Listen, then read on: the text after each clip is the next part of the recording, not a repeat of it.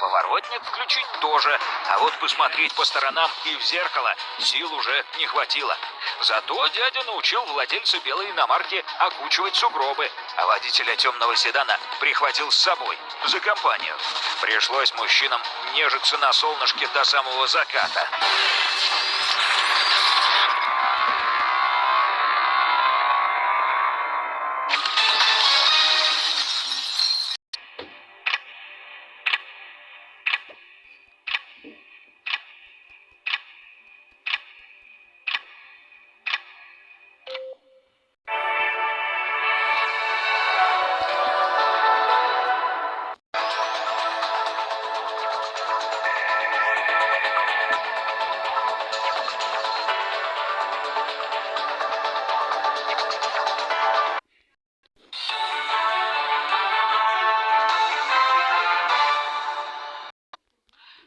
Здравствуйте, в эфире телеканала «Итоги дня», в студии Надежда Саханская. Коротко о главных событиях.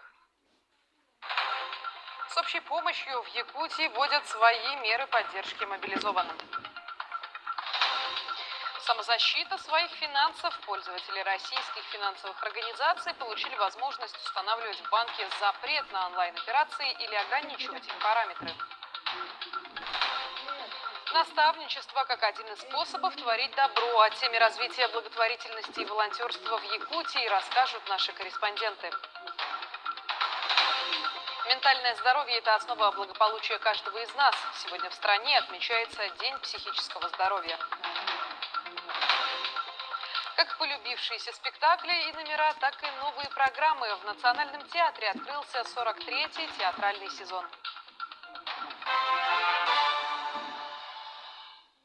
Глава Якутии поручил оперативно оказывать всю помощь семьям военнослужащих. Средства в республиканском бюджете выделены.